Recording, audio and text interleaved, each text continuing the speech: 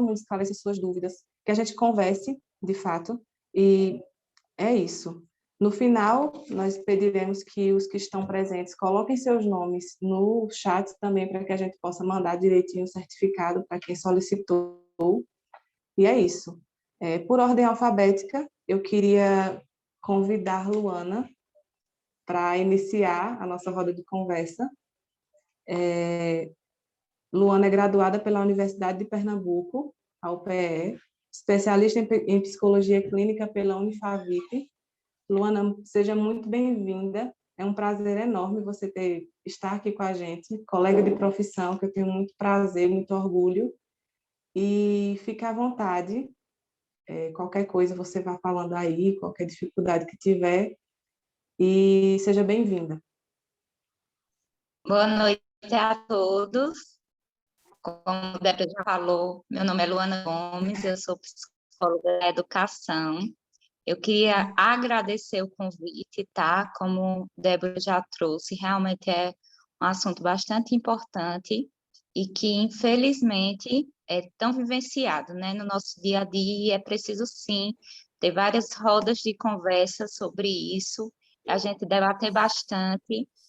E, infelizmente, ainda hoje também a gente sofre uma certa restrição, né, de algumas pessoas, tem muito tabu em relação ao assunto, e a gente precisa debater sim.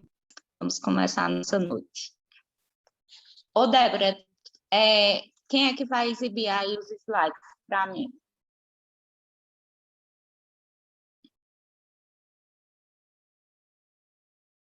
Estou aguardando. Pronto. Então, botar os slides aí.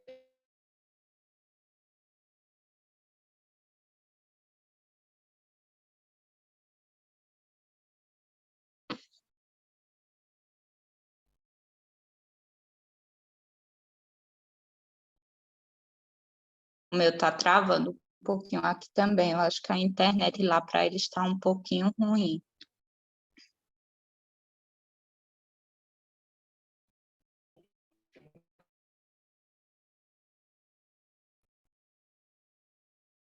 Deixa eu ver se ela consegue voltar. Vamos aguardar um pouquinho. Débora? Oi, eu estou te ouvindo agora. Tua internet está travando um pouquinho para a gente, tá? Tá, eu vou ligar a minha 4G.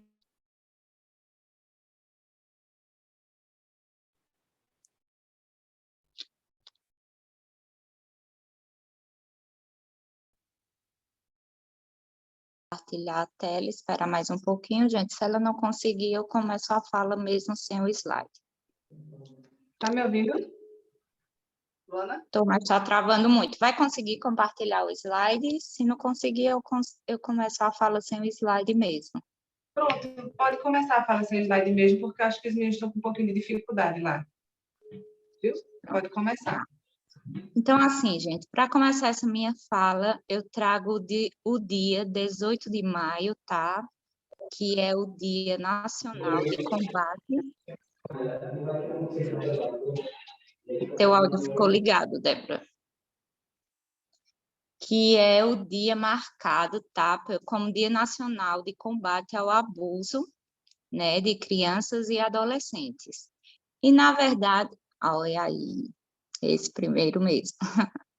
E, na verdade, gente, esse dia, ele visa conscientizar, né, a sociedade, reafirmando a responsabilidade que todos nós temos em garantir os direitos das crianças e dos adolescentes. Pode passar o slide. E aí, a violência sexual. O que é violência sexual? Eu vou trazer um pouquinho da teoria para vocês, e mais adiante a gente vai discutindo um pouco sobre tudo, tá? A violência sexual, ela é a violação dos direitos sexuais, no sentido de abusar e explorar a criança e o adolescente, tá? E a gente tem, na violência sexual, a gente tem o abuso sexual e a gente tem a exploração sexual. O que é o abuso sexual? O abuso sexual é toda e qualquer situação em que a criança ou adolescente ele é utilizado, tá, como gratificação sexual de alguma pessoa. Geralmente são pessoas mais velhas. E a exploração sexual é quando há tipo uma negociação desse abuso sexual, ou de repente a troca de imagens, a troca de vídeos, e aí existe um pagamento com a criança ou adolescente em dinheiro em relação a essa exploração, ou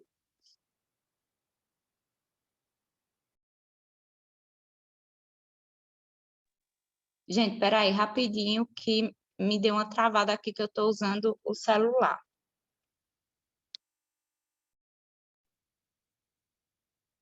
Vocês estão me vendo e me escutando? Estou. Pronto, Tá tudo certo. tá. Então, a exploração sexual, ela tem essa negociação, tá? É feito um pagamento ou um outro benefício que a criança o adolescente acaba ganhando em troca desse contexto sexual. Pode passar o slide. E aí, como é que na escola a gente consegue identificar que essa criança ou que esse adolescente está sendo abusado sexualmente, está sofrendo a violência sexual? Primeiro, é importante ressaltar que não existe um conjunto de sintomas, tá? Que a gente possa, de sintomas específicos que a gente possa fazer uma listinha. Tais sintomas querem dizer que a criança ou adolescente está sofrendo pelo abuso sexual. A gente não tem como fazer isso. E também não quer dizer que todas as crianças ou todos os adolescentes que estejam passando por situação de violência sexual vão apresentar esse mesmo sintoma. Então, assim, a gente pode citar alguns sinais. Quais são esses sinais, Luana? De repente, é muito importante a gente estar atento com mudanças repentinas de comportamento. O aluno, de repente, se isola, de repente fica agressivo. Geralmente, também, quem passa por situações traumáticas tende a repetir essas situações traumáticas na cabeça. Então, esse aluno vai ter dificuldade de concentração, vai estar distraído, pode aí aparecer comportamentos de choro excessivo, né? Pode comportamentos ansiosos, e aí de agressividade, de dificuldade de relação com outros colegas, de repente também apresentar medo a algum adulto. E aí é importante esse comportamento, porque o medo de um adulto pode ser o próprio agressor, que a criança ou adolescente esteja sendo vítima, ou pessoas que lembrem a vítima. Meu celular está... Estão me ouvindo, né? Ou pessoas que lembrem fisicamente a vítima. É comum que eles apresentem também esse medo. E uma questão que eu queria chamar a atenção de vocês é assim, para ter atenção também com os comportamentos que a gente percebe que não condizem com a idade da criança que está apresentando.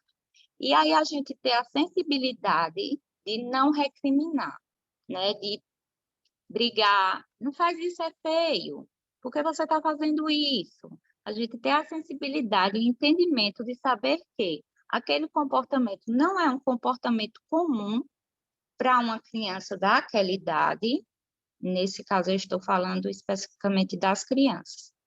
De uma criança daquela idade, porque aquela criança está com aquele comportamento. Alguma coisa tem de diferente. E assim, gente, outra coisa que eu queria falar também, eu costumo dizer sempre a muitas pessoas com quem eu converso, nós adultos, nós temos muita dificuldade de falar sobre os nossos sentimentos, certo? Às vezes, algumas pessoas perguntam assim, e aí, como é que você está se sentindo? E a gente tem a dificuldade de externalizar aquilo que a gente sente. A gente pensa, é fácil o pensamento, mas quando a gente vai elaborar, falar, isso é muito difícil. E vocês imaginam como isso é para uma criança se ela não tem, o desenvolvimento dela ainda não está compatível com isso. Então, a criança apresenta pela forma do comportamento. Então, é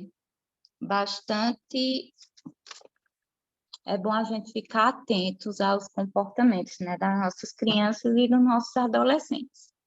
E aí, Luana, deixa eu voltar aqui, o ECA, né, que eu trouxe.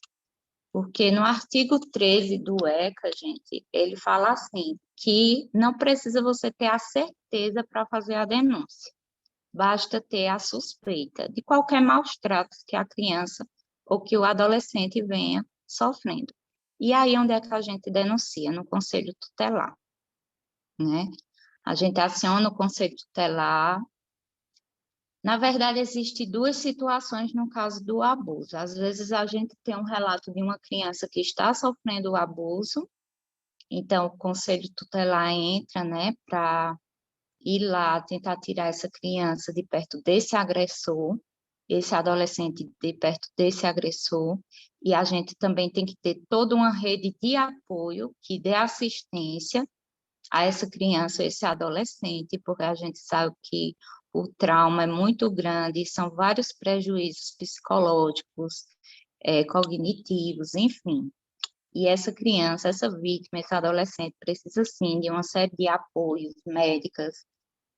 E a gente também tem uma situação, quando a gente recebe uma denúncia, de repente, do adolescente, que foi um abuso que aconteceu há muito tempo. Então, assim, não vem acontecendo, já aconteceu com a gente, um caso desses, não vem acontecendo, não tem como a gente denunciar, mas já aconteceu. E o adolescente carrega traumas por isso. Então, a gente também precisa, quando Débora falou no início, nessa rede de apoio, que a gente sempre está ligada ao CREAS, ao Conselho Tutelar, a gente trabalha em equipe, na verdade. E vamos lá, outra coisa também que eu queria trazer hoje, para a gente refletir um pouquinho, é sobre a prevenção, que talvez seja uma das coisas mais importantes e que a gente não trabalha, justamente por conta desse tabu. Na verdade, a gente não trabalha, a gente tem muita dificuldade de trabalhar, porque você falar de sexualidade dentro de uma escola é muito complicado. Eu lembro que eu acho que foi em 2019, eu tinha um vídeo falando sobre abuso sexual, e aí era um vídeo bem interativo de crianças brincando com outras crianças, e elas entre si falavam do abuso sexual. Só que, gente, é muito complicado levar isso para dentro da sala de aula. Por quê, Luana? Porque alguns pais não recebem bem. Diz, de repente, que a gente está estimulando a sexualidade da criança, que a gente está estimulando a sexualidade do adolescente, quando é o contrário, gente. Muitas crianças não, a criança não entende o que ela está passando com o abuso. Ela não sabe o que é certo, ela não sabe o que é errado, ela desconhece aquele comportamento sexual que aquela pessoa está fazendo com ela.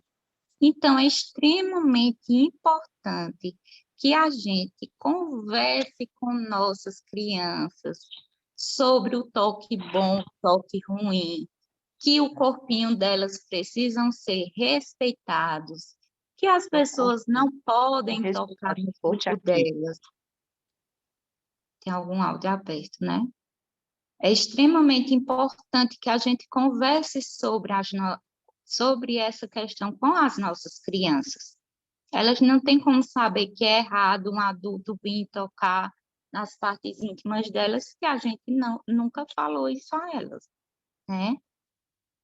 E aí, eu queria falar também um pouquinho do papel do psicólogo dentro da educação. E muitas pessoas desconhecem, acham que, de repente, se surge um caso desse dentro do colégio, a criança ou adolescente vai ser atendida pela psicóloga dentro do colégio, né? E não é assim que funciona. A gente faz um trabalho de acolhimento, um trabalho que eu gosto de chamar de atendimento emergencial, né, Maria? Quando acontecem essas situações que, de repente, o adolescente quer falar sobre alguma coisa, quer desabafar, a gente acolhe sim, conversa nesse primeiro momento, mas que nada é tratado dentro do colégio com a psicóloga escolar. Tudo a gente precisa de uma rede de apoio que nos dê suporte, que faça acompanhamento com essa criança, que faça acompanhamento com esse adolescente, e vá na casa ver o que está acontecendo, e aí é esse o trabalho em conjunto. E era isso que eu queria trazer para vocês hoje. Aos poucos, a gente vai tirando aí as dúvidas, né, Débora?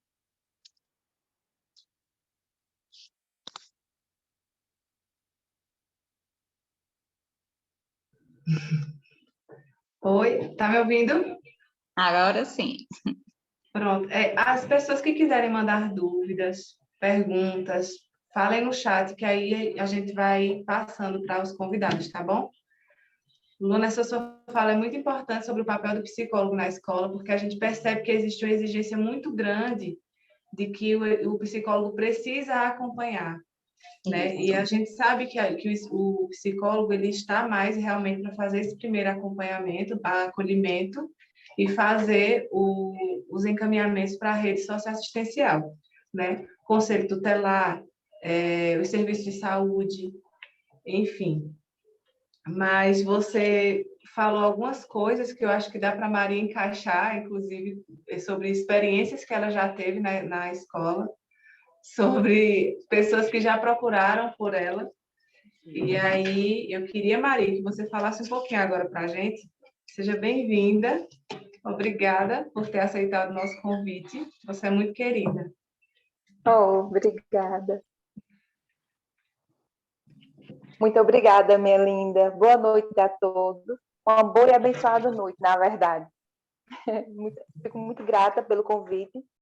E, de fato, o que Luana falou tem muito a ver com a minha realidade mesmo, né?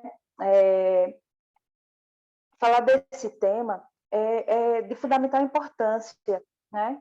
Porque, assim, é muito, muito importante que todos nós que fazemos a educação, ou quem tiver mais acesso suficiente a contato com criança e adolescente, fique ciente da necessidade do conhecimento sobre esse tema, não é?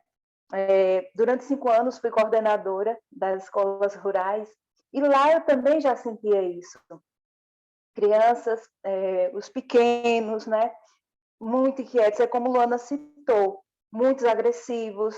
Quando a gente chegava perto, eu sou muito de carinho, sabe, de apertar, de chegar perto, e eles tinham muito medo, eles não queriam que ninguém chegasse perto, não queriam brincar, eram muito tristes. E isso com os pequenininhos, né? E quando eu fui convocada, né, convidada para assumir o colégio, por Ednaldo, Kátia e o prefeito, eu me deparei exatamente com a realidade um pouco bem maior, né? Bem maior mesmo, na qual eu tive contato com jovens, né?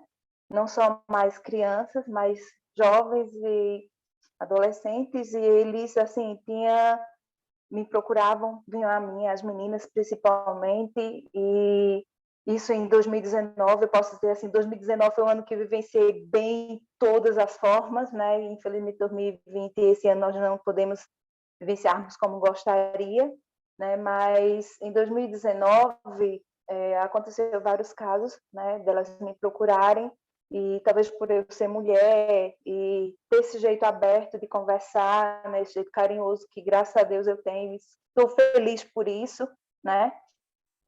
Conversei muito com elas, recorri à minha amiga Luana para me ajudar, para ouvi-las também.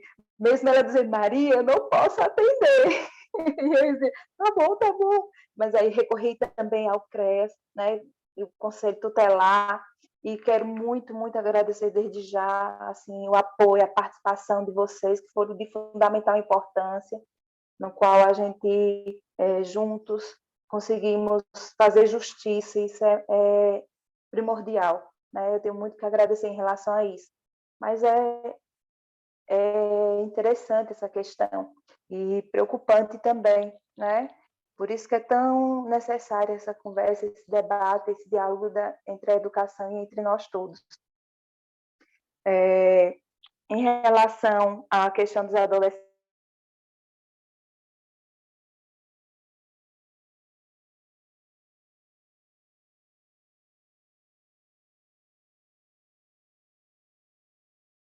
que nem iria receber mais, né? Eu achava que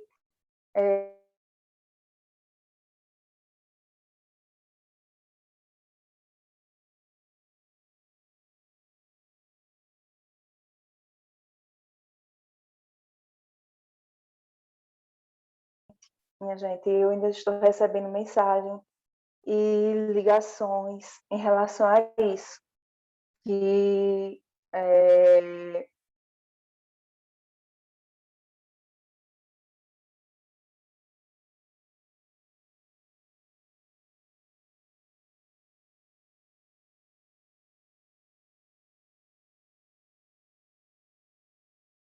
né, que isso é uma tristeza.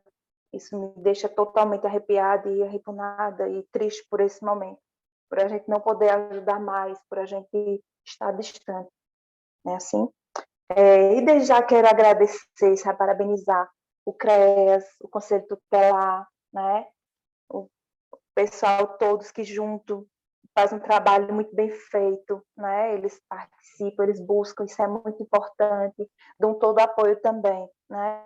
Isso é de fundamental importância, a participação de vocês junto a nós, que fazemos parte da educação, porque assim, esse esclarecimento vai ajudar que outras pessoas, ao vivenciar ou se deparar com a situação dessa, saibam a quem recorrer. Porque no meu início eu não sabia, por isso que eu aperreava a Luana, depois eu aperrei Débora, e até a gente conseguir, graças a Deus. Né? Para finalizar minha fala, quero bem rapidinho, só para expor um pouquinho da minha vivência, né? Eu gostaria de deixar aqui uma frase de Denise Toledo. Ela é especialista contra a violência entre crianças e adolescentes. E ela fala essa linguagem justamente que eu mais estou sentindo e angustiada. Que a grande preocupação nessa pandemia é exatamente esta: a ausência da escola na vida dessas crianças e adolescentes. E por isso eles acabam mais vulneráveis. É isso? E peço a vocês, se vocês tiverem contato, se depararem com um momento desse, por favor, denuncie. Não fique calada, a denúncia é anônima, né? Assim, né? Eu acho que o silêncio é uma conivente, você é conivente quando você fica em silêncio. Nós não podemos fazer isso de jeito nenhum, né?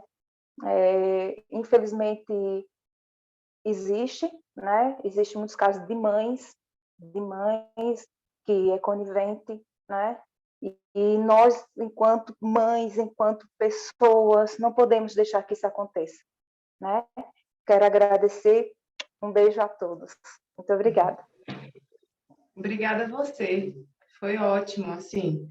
Eu estava conversando, acho que com Paula, eu mandei um áudio para ela, a gente conversando um pouquinho sobre esse momento, acho que eu falei com você também, que os professores acabam sendo uma referência para os alunos e a escola acaba sendo um ambiente de proteção, né? E aí eu lembrei de uma situação que a gente passou juntas em um momento, acho que em maio de 2019, que a gente conversou um pouquinho sobre uma questão e aí eu fiquei pensando, né, como a pessoa que lhe procurou se sente segura ali, né? Como o ambiente escolar acaba sendo um ambiente acolhedor para essas pessoas. Verdade. E a formação dos profissionais da educação sobre educação sexual é o que livra muitos jovens, adolescentes, crianças de passarem essa situação, né? Porque aí, a partir do momento que você entende a questão de sexualidade e tira essa ideia de que educação sexual é você ensinar a criança ou adolescente a fazer sexo, quando você rompe com isso, você consegue levar a informação para que os adolescentes, as crianças, criem uma autodefesa, desenvolvam a autodefesa e procurem ajuda, né? Eu sei que alguns familiares, infelizmente, por não saberem lidar com essa situação, acabam, às vezes, negligenciando esse cuidado, né? Deixam de procurar ajuda, e a gente sabe muito bem disso, mas hoje nós contamos com o apoio do Conselho Tutelar, né? Temos o CREAS, temos a própria escola, que é quem, às vezes, tem o primeiro contato, é quem faz esses encaminhamentos. E eu achei muito importante essa sua fala, porque mostra o quanto você acaba se aproximando dessas demandas.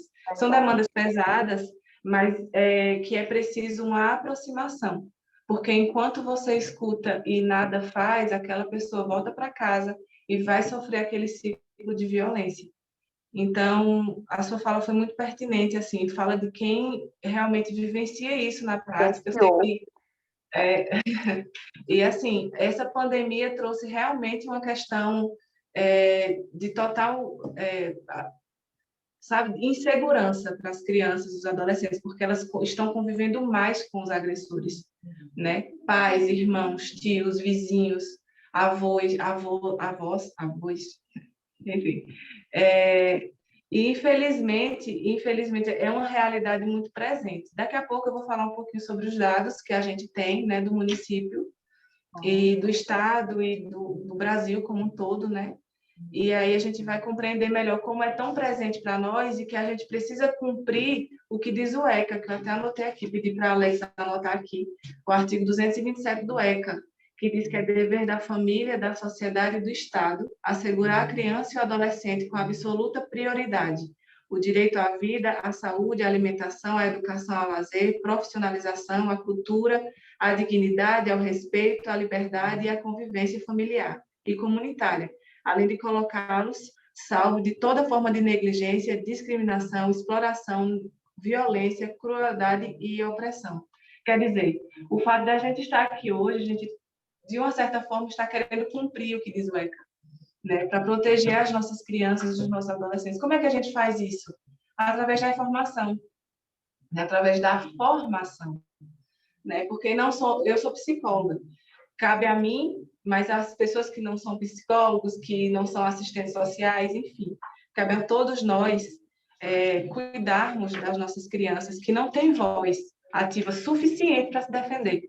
Porque, como Luana bem disse, né, a gente, enquanto adultos, nós elaboramos um pensamento, a gente se expressa de alguma forma e ainda com muita dificuldade, muitas vezes.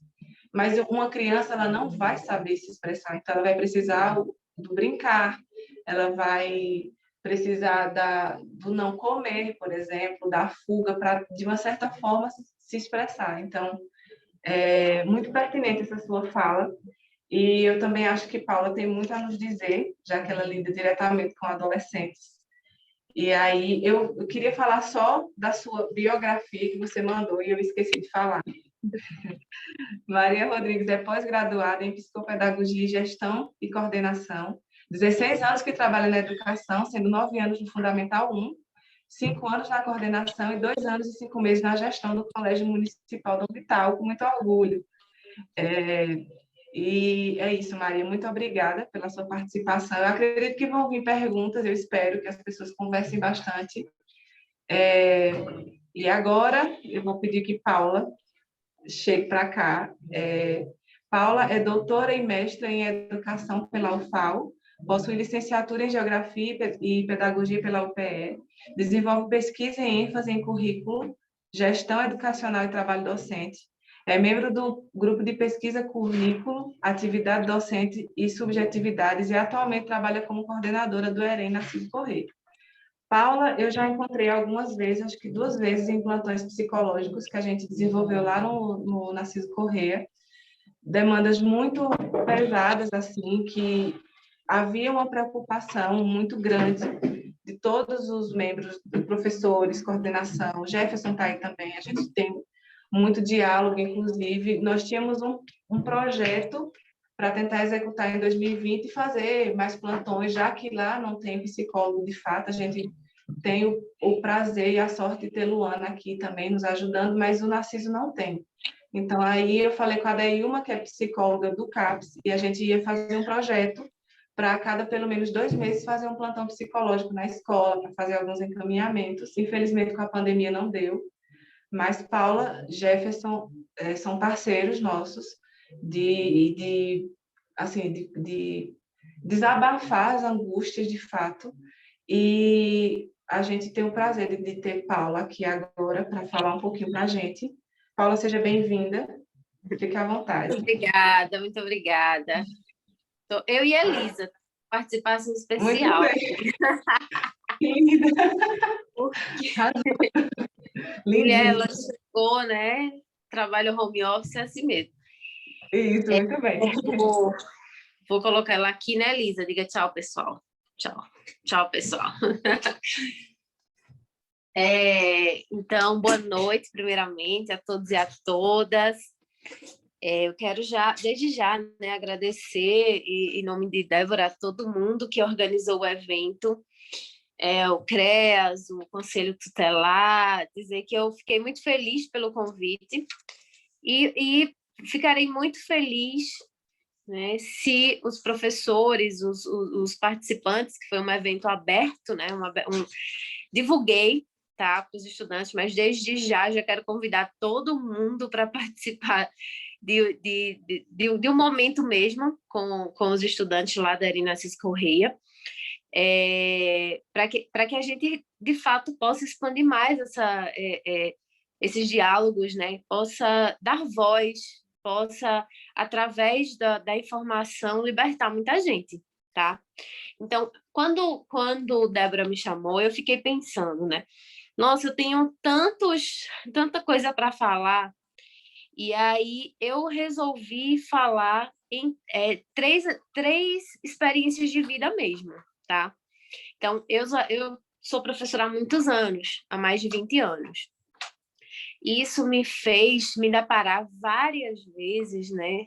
Eu sei que o grupo aqui também tem professores e tem estudantes. E eu me deparei algumas vezes, em momentos distintos, com internet e sem internet, e eu não percebi nenhuma diferença em relação a essa dificuldade de falar, essa dificuldade de verbalizar, essa dificuldade de expor a situação que os estudantes estavam vivendo. A primeira delas, foram várias, tá? Mas eu escolhi 3. A primeira delas, eu trabalhava há mais de 15 anos atrás. Eu trabalhava em uma periferia aqui, e eu tinha uma aluna muito tranquila, né? Uma pessoa muito tranquila, não era uma estudante rebelde, ela tinha mais ou menos 7 anos de idade. Estava passando, né, pelo aquele processo de alfabetização, e ela começou a ficar mais agressiva, mas mesmo assim eu não considerava ela uma estudante agressiva. E uma vez, né, eu pedi para que ela desenhasse, porque os desenhos, eles se expressam muita coisa nos desenhos, e ela disse que não queria, não desenhou a família toda, disse que não queria que aquela pessoa, né, que no caso era o padrasto, estivesse presente no desenho, só que eu sabia que ele fazia parte da família. E aí, quando eu perguntei, ela me disse muito claro: tia, eu não quero. Ele pede para minha irmãzinha comprar doces. E ele tira minha calcinha. Eu fiquei... Gente, né? Era o meu início de profissão, né? Assim, nossa, faz muito mais de 15 anos isso, acho que eu não estava nem na graduação ainda. E eu fiquei muito revoltada. Eu disse, como é? Aí ela me contou, né? Ela me contou que isso era uma prática. E eu, na época, o Conselho Tutelar não atuava tanto quanto hoje. E eu comuniquei a gestão da escola, chamei a mãe, tá?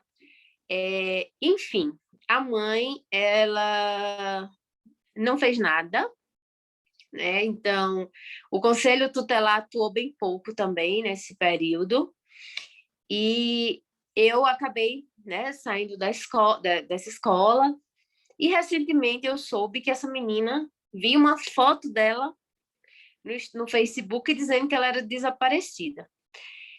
E ela desaparecida, mas como assim, né? Ela está desaparecida. Entrei em contato com uma prima dela e descobri que, na verdade, ela está desaparecida, não. Ela fugiu, né? Ela fugiu da família porque ela já não aguentava mais. Então, esse foi um dos casos que não teve nenhum final feliz, porque a família não... por mais chocante que seja isso, quando isso é revelado, muitas mulheres escolhem ficar do lado dos seus companheiros, do agressor, e não da vítima, por mais que seja chocante. A gente acha que isso só acontece na televisão, e não é. Acontece, sim, vários e vários casos, vários casos acontecem dentro das escolas. Por isso que é tão importante, assim, o professor, às vezes, ele só fala para o professor. Outro caso, eu estava em São Bento do Una, já foi em outra cidade, e eu passei um vídeo pequenininho sobre a exploração sexual, e uma menina disse assim, ai, como eu queria estar ali. Aí esse comentário dela me chamou muita atenção, né? Como eu queria estar ali. E era um vídeo muito pesado sobre abuso sexual. E eu pedi para que toda a sala saísse um pouco mais cedo, e eu fiquei com a menina, e a amiga pediu para ficar também. E eu disse, tudo bem, fiquem as duas. E aí eu perguntei para ela, por que você disse que queria estar no vídeo, na situação da menina que estava sendo abusada? Aí ela me revelou que ela tem o quê? Acho que ela tinha 13 anos, 14 anos. Ela tinha conhecido um homem de 35 anos e que esse homem estava forçando, na verdade, ela não queria sexo, mas ele estava assediando muito para isso, para que acontecesse isso. E que ela realmente não sabia, né, gostava muito dele, e que ele disse o seguinte, olha, eu vou me afastar de você porque só quando você decidir realmente fazer sexo comigo. E a outra menina disse assim, professora, mas o caso dela ainda é bom. Eu fui abusada pelo meu avô quando eu tinha 10 anos. Então, naquele momento, não era a intenção juntar, assim, a intenção era saber por que ela tinha feito esse comentário. E aí eu descobri 2 casos, né? Um cara que não era família, que aparentemente estava ali fazendo tinha uma paquera com a pessoa, tal, mas não, era um cara casado, era um cara que era muito mais velho que aquela adolescente, era um cara que sabia exatamente tudo o que estava fazendo e que realmente estava fazendo pressão psicológica. O outro caso realmente foi um abuso dentro da família, porque a maioria dos abusos não são de pessoas de fora, são pessoas que convivem com crianças e adolescentes. Outra história foi de um menino, tá? Um menino já em Paranatama. Esse menino não tinha... Em Paranatama eu já me deparei com alguns casos, né? Meninas chegam, querem desmaiar, estão depressivas, estão com vários e vários problemas. E aí, quando você vai investigar, você chega... Você tem uma explicação ali. E desse foi um menino também com um comportamento muito depressivo, assim, muito difícil ele conversar. E algumas vezes a gente foi conversando até que ele me revelou, né, que o irmão abusava ele e abusava a irmã, desde que eles eram muito crianças. E por isso, né, que ele se sentia muito mal. Ele já estava no ensino médio, mas o irmão já não morava mais com eles, mas isso nunca ficou revelado, né? Isso nunca foi revelado para outras pessoas. E assim, eu tentei, ele foi encaminhado, né, para que conversasse fizesse uma terapia, né? Conversasse com os psicólogos, e a gente começou a conversar com ele sempre, para que eu pelo menos, né? Ninguém sabia. Mas, assim, eu comecei a conversar muito com ele sobre isso, encorajando para que ele contasse, né, para que ele fosse procurar uma ajuda psicológica, para que ele pudesse, né, agora já na fase adulta, minimizar esses efeitos, né? E o que mais doía nele não era nem o fato dele ter sido abusado, era o fato dele presenciar o abuso sexual na irmã também. Então, Esses 3 casos, eu poderia contar vários outros, tá? Eu poderia contar muitos de agressores, histórias de superação também. Existem muitas histórias de superação, graças aos profissionais, né, da educação, graças aos psicólogos, graças às pessoas que trabalham na saúde, graças a essa rede de apoio, graças essas conversas, né, como existem hoje, graças muitas vezes ao Maio, né, ao Maio Laranja, é o Maio Laranja, né? Falei certo, né? Ao Maio Laranja, que vai até a escola. Então, este momento, eu não gostaria que ficasse só aqui, embora tenha estudantes participando, mas é muito pouco, a gente quer abraçar, fazer assim, para a noite e fazer para o integral, porque os estudantes que estejam passando por alguma situação parecida vão saber a quem procurar. Existem relatos de pessoas que, em uma palestra na escola, conseguiram falar. Então, esse momento aqui é de extrema, mas de extrema importância. Se eu estivesse, enquanto estudante, tido momentos assim, eu acredito que eu teria ajudado muitas outras pessoas, tá? E teria um outro comportamento. Então, isso não quer dizer que nessa fase, né, enquanto profissional, não tenha ajudado. Eu ajudei muita gente, mas a formação do professor não tinha nem menção a esse tipo de temática, tá? Então, por isso que eu faço questão, então, agora, sempre que a gente pode incluir na formação continuada dos professores temáticas como o abuso, né? O abuso sexual, a exploração sexual, tá bom? Então, essa é a minha contribuição, dizer para todo mundo, assim, que façam perguntas, ajudem, tá? Faz um compartilhamento no Facebook, faz um compartilhamento no Instagram, dizer posso te ouvir, dizer pode falar, pode contar, dizer que pode contar também com o Conselho Tutelar, que tem feito uma atuação muito, mas muito expressiva, tanto na rede estadual quanto na rede municipal. Então, e dizer que estamos aqui, né, para o que vocês precisarem, pode contar. Débora, muito obrigada, viu, pela gentileza. E você sabe que pode contar conosco, Josvaldo, comigo, com Jefferson, com Eliane, com Dagaci, com todos os professores e com todos os estudantes também, para juntos fazermos essa rede aí positiva contra a exploração e o abuso, tá certo? Então, muito obrigada pela oportunidade. Imagina, muito. Eu que agradeço.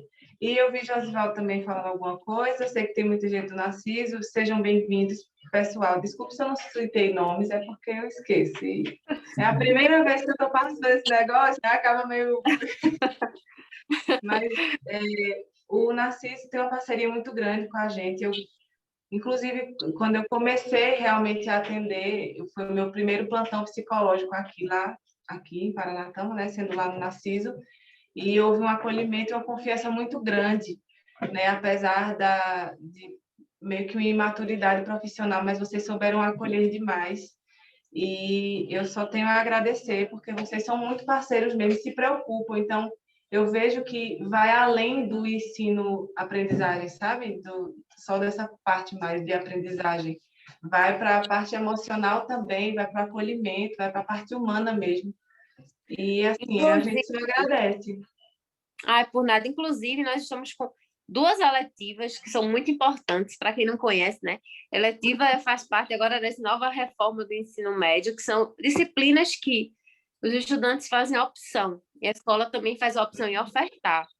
Uma é sobre gravidez na adolescência, que também fala sobre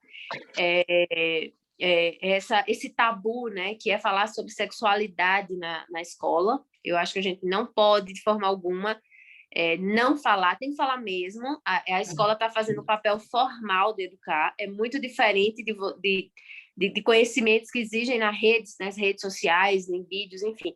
Então, os pais, eles precisam também serem educados, e a gente educa eles para dizer, olha, não, vai ter e os filhos vão participar e ponto. E a segunda é sobre violência de gênero, que é também um tema muito importante, e a gente está dando muito foco para que os meninos façam essa disciplina, porque a gente precisa muito educar os homens, muito, muito educar, né? Porque o corpo da mulher, ele não é permitido ser tocado, tá? Então, o corpo da mulher, ele é muito mais controlado do que o corpo do homem, e os meninos precisam ser educados para isso, para o respeito. Então, essas duas disciplinas vão ajudar muito na formação deles e outras também, né? Fora o que a gente já conversa no dia a dia e faz uma palestra, faz uma roda de conversa. Eu gostei muito desse formato de roda de conversa, que é mais rápido, que é mais interativo. Isso. É mais legal mesmo. E assim, você falou agora, eu fiquei pensando que existe uma cultura machista muito grande, tanto é que a maioria dos abusos sexuais, segundo as estatísticas, é mais com meninas. Então, você vê, existe essa cultura machista que a gente precisa falar sobre isso. É óbvio que não é colocar a goela abaixo, né? Como é que a gente vai desmistificar tudo isso? Mas é conversando sobre isso, colocando os homens para pensar sobre isso, porque é uma reprodução até natural, né? Porque não se conversa sobre o machismo estrutural. Então, é isso. Eu sei que tem algumas perguntas, a gente vai ler as perguntas, e aí vocês, por favor, respondam, Luana, Maria, né? Se também eu puder falar alguma coisa, eu contribuo. Tá aí, né, Alex? O Conselho Tutelar está aqui também, a equipe técnica do CREA está aqui, Messia, Patrícia está por aí também. Fiquem à vontade, meninas, e Conselho Tutelar como um todo para falar. Se quiserem contribuir com alguma fala, quiserem acrescentar alguma coisa nas perguntas, nas respostas, aliás, fiquem à vontade. Quer falar alguma coisa do Conselho? A Luciana vai falar um pouquinho, posso complementar. Vai.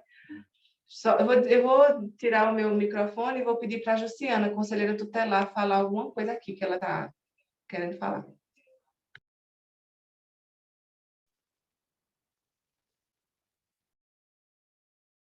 Boa noite.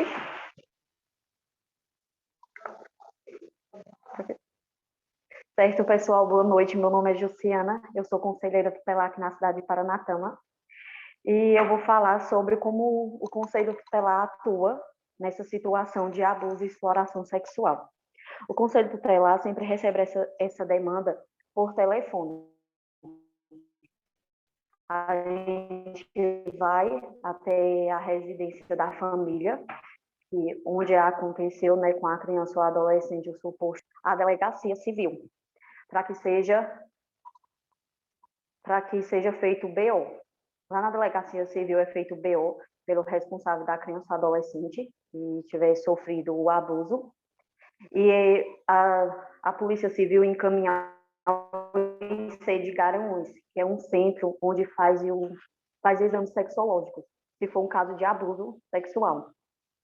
E o Conselho Tutelar, ele encaminha também essa vítima, criança ou adolescente, à saúde, para que seja feito o encaminhamento psicológico, para que essa criança faça uma terapia psicológica. E também a gente encaminha a família ao CREAS, para que o CREAS venha trabalhar essa família sobre o acontecimento.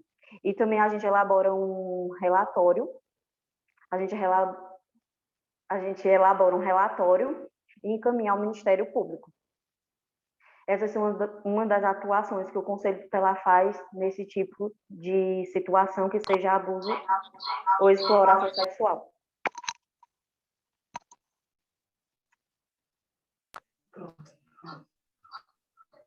Olha, está tudo aqui.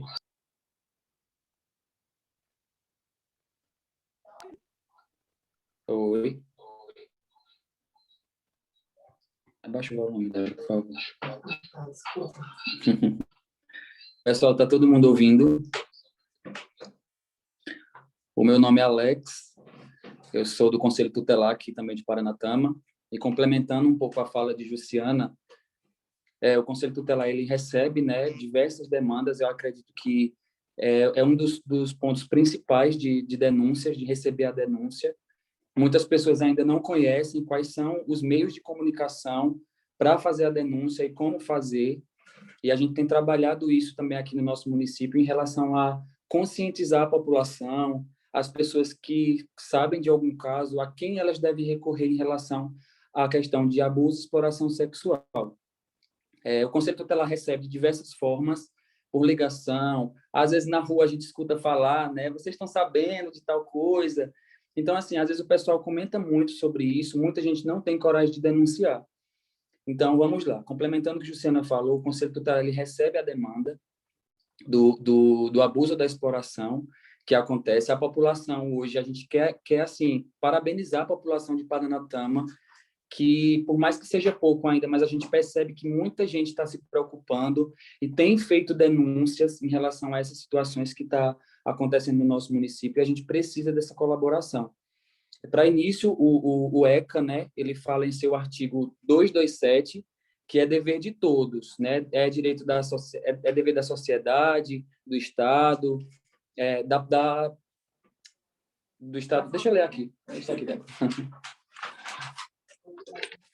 O artigo 227 fala que é dever da família, da sociedade e do Estado assegurar a criança ou adolescente com absoluta prioridade o direito à vida, à saúde, à alimentação, à educação, o lazer, a profissionalização, a cultura, a dignidade, o respeito e a liberdade de convivência familiar e comunitária, além de colocá-los a salvo de qualquer forma de negligência, discriminação, exploração, violência, crueldade e opressão. Então, assim, não é dever só do Conselho Tutelar, não é dever só da família, não é dever só do Estado, é dever de todos, né? Zelar por esses direitos. Então, aqui fala de negligência, discriminação, exploração, violência. Então, precisa ter a participação da população, da família, do Estado, para que todos juntos, né, consiga resolver essa situação da melhor forma possível, né, e que a criança ou adolescente ela possa sair a salva de qualquer risco dessa situação. O Conselho Tutelar, hoje, ele atua de forma de parceria, né, com os órgãos, com a rede socioassistencial, né, com a rede de apoio de garantia de direitos também.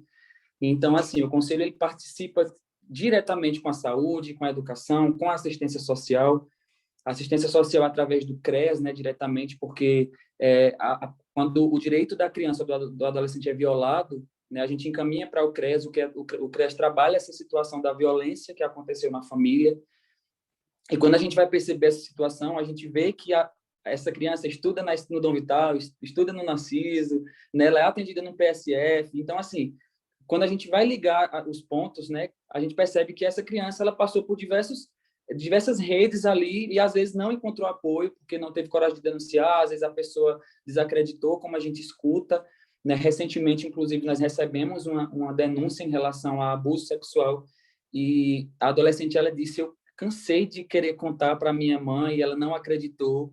Então, assim, é muito difícil, né? A gente pede que as pessoas realmente façam a denúncia. A gente precisa conscientizar a população, essas crianças precisam sair do risco, né? Existe uma rede hoje socioassistencial que ajuda muito, a escola ajuda bastante, a assistência social à saúde. Hoje, aqui no nosso município, inclusive, nós vamos citar que existe uma atuação muito boa da educação, da assistência social, da saúde, que garante, de fato, né, a segurança da criança e do adolescente. Então, assim, a participação dessa rede é de extrema importância.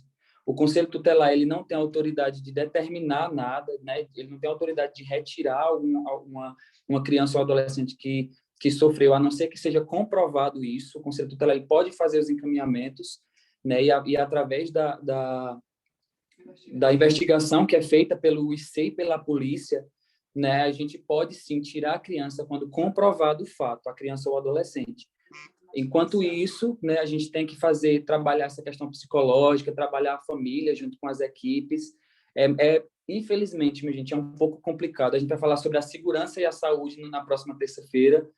Assim, infelizmente, me desculpem falar sobre isso aqui, mas eu preciso falar. Infelizmente, hoje nós vivemos numa situação caótica do Estado, né? Então, assim, isso tem atrapalhado demais a atuação de conselho, de escola, de assistência, porque a gente precisa que o Estado, a gente precisa que o governo, ele crie políticas públicas, ele apoie essas causas, eles mandem para os municípios campanhas, né, que eles possam investir nessa questão, porque a gente precisa da participação do Estado. A gente vê a falta de policiamento aí em todo o Estado, não é só aqui em Paranatama, mas a gente precisa da colaboração deles, tá certo? Então, essa é a minha colocação em relação a isso. Oi? E assim, como tu estava falando, às vezes é muito mais difícil quando os pais não querem aceitar, né? Porque teve um caso que eu mesma pude presenciar, né, em que o irmão estava abusando de duas irmãs de menor, uma tinha, eu acho que 13 e outra 15 anos, e a mãe, ela não aceitava. Ela era por o filho homem, e as meninas estavam mentindo, no caso eram as duas, né? Sim. Então era bem mais difícil duas mentir. E a mãe não aceitava de forma alguma. Então a mãe dizia que se o conselho aparecesse lá, ela ia bater nas meninas. Então imagina para essas duas meninas, praticamente criança, né? Tratar esse problema psicológico que a mãe estava colocando e que ela estava passando com o agressor, né? Que era o próprio irmão. Então, assim, às vezes fica muito mais difícil e não depende só da gente, da rede, né? Infelizmente, hoje, aproximadamente 80% dos casos de abuso, né, vem da própria família, vem do pai, vem do irmão. Infelizmente, como foi falado pelas meninas aqui, nós vivemos numa sociedade muito machista e a mãe hoje, muitas mães hoje, elas são dependentes do marido. Então, assim, é como se fosse um medo. Elas preferem acreditar do marido para não perder, né, o apoio dele, para não perder o dinheiro que recebe muitas vezes, o apoio emocional, o amor que ela sente. Então, existe muito isso. É muito difícil, de fato, as mães acreditarem nas filhas, porque vem de dentro de casa. Vem do pai, vem do irmão, vem do tio. A maioria é de pessoas que têm convívio. O abuso ele acontece com pessoas que têm convívio, principalmente pai, irmãos, tio e pessoas que são próximas. Por isso que é muito importante, né, que assim exista essa rede de apoio, como por exemplo a assistência social. Você que trabalha no CAPS, você tem você pode perceber isso também em uma pessoa que provavelmente está sofrendo abuso ou exploração sexual. É muito importante essa rede de apoio para as crianças e adolescentes se sentirem seguras, né? Às vezes elas estão dentro de casa vivendo isso diariamente e não se sentem seguras. E com a rede de apoio, né, elas podem se sentir seguras. Paula falou sobre a questão da atuação do Conselho Tutelar, e hoje, nossa equipe hoje de Conselho Tutelar, a gente procura se aproximar muito da criança e do adolescente. Né? A gente está aqui, de fato, pelo direito da criança e do adolescente. Então, assim, a gente procura se aproximar mais da criança e do adolescente para tentar conhecer, para conversar, para que ele possa sentir confiança na equipe.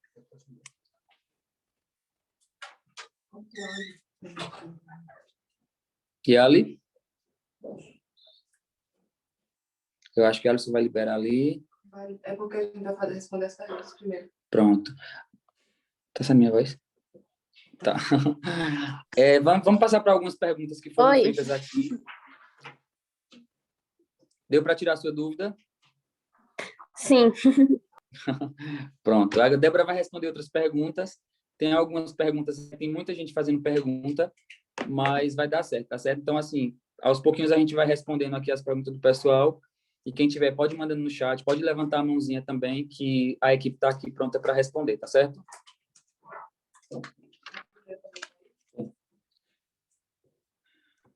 A primeira pergunta, a Débora vai responder aqui, é sobre por que os familiares não apoiam uma pessoa que sofre abuso sexual.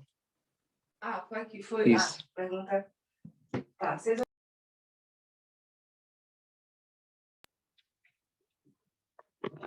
ouviram a pergunta de Alex? Por que os familiares não apoiam uma pessoa que sofre abuso sexual? Luana, você gostaria de responder?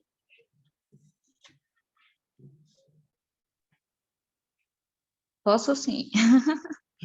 Inclusive, eu acredito que já foi até falado, né?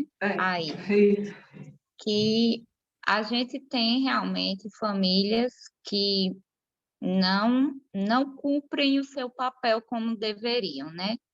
Temos mães, pais, enfim, que não cumprem o papel como deveria, e justamente por conta disso que a gente tem vários órgãos que acaba auxiliando toda essa questão, né? A gente tem um conselho tutelar. Eu achei super interessante quando os conselheiros falaram, quando disseram assim, que as equipes estão dentro da casa. Então, assim, gente, a partir do momento que existe a denúncia, o agressor, o abusador, ele vai se sentir intimidado de alguma forma, né? A partir do momento que ele abusa da vítima e nada é falado, nenhum órgão é acionado, ele não está sendo impedido de nada, ele vai continuar cometendo ali o abuso. A partir do momento que é denunciado, que o Conselho Tutelar vai até a casa, que o CREAS vai até a casa investigar essa família, então o abusador vai ficar intimidado, sim. Pode ter um comportamento de raiva, né, de ter sido denunciado e não conseguir ter a prática como tinha antes, mas, de certa forma, todos esses profissionais que vão estar visitando a casa da vítima vão estar auxiliando ela em todo, dando um aparato, na verdade, né? E falar em relação à crítica, a gente tem muita coisa atrás disso, né? Que se fosse para a gente explicar o porquê dessa crítica, né? Algumas famílias têm um exemplo de família perfeita ou querem passar esse exemplo de família perfeita, de mãe perfeita, de pai perfeito. Então, assim, assumir que está acontecendo o abuso dentro da sua casa, dentro da sua família, de certa forma, é assumir essa culpa, né? É assumir essa família desmoronar. Então, assim, é mais fácil eu apontar o dedo para você, te criticar, né? Dizer que é sua culpa, do que assumir a minha culpa, né?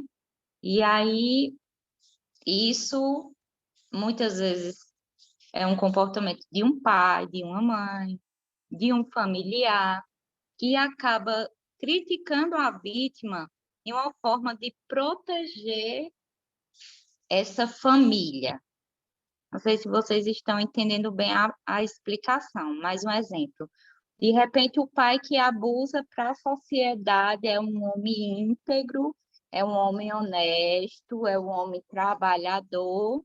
E aí, como destruir essa visão desse homem tão maravilhoso que abusa a filha, que abusa a neta? Então, infelizmente, a corda arrebenta no lado mais fraco, como a gente tem o ditado popular, né? Mas para isso a gente tem as leis, a gente tem os órgãos que ajudam a vítima nesse momento quando a família falha.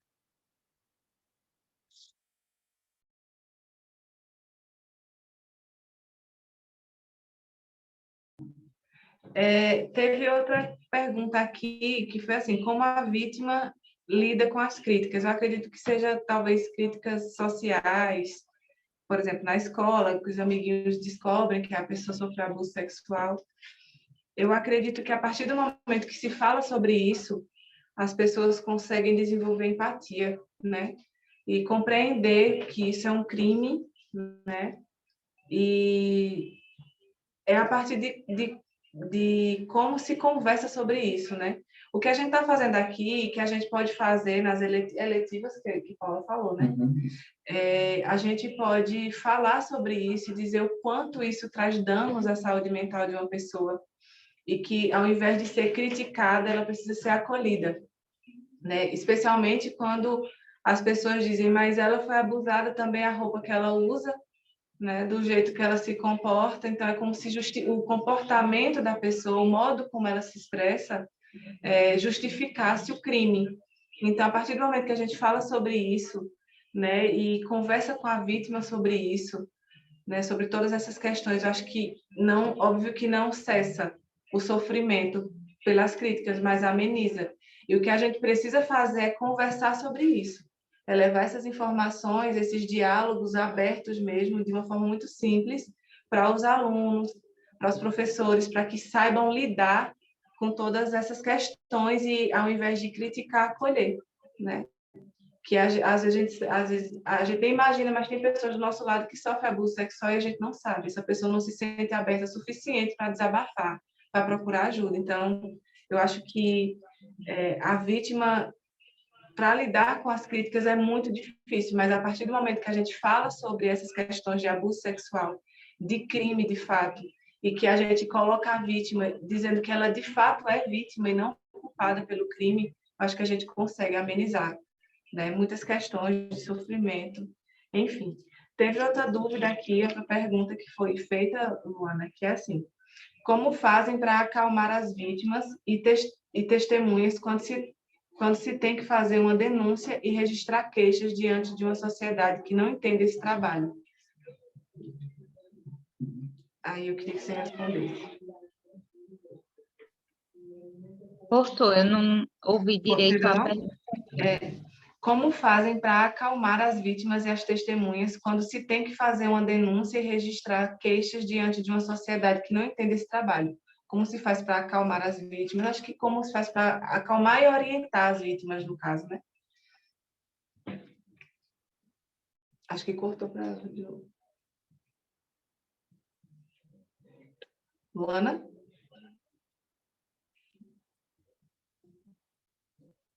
Cortou para mim ou para ela? Você está falando? Tá, estou falando dela mesmo. Esperando. Oi?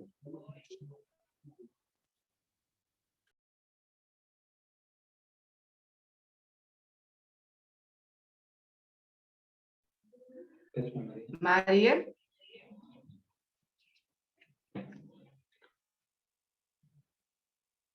Maria? Oi? Oi. Você pode responder essa pergunta?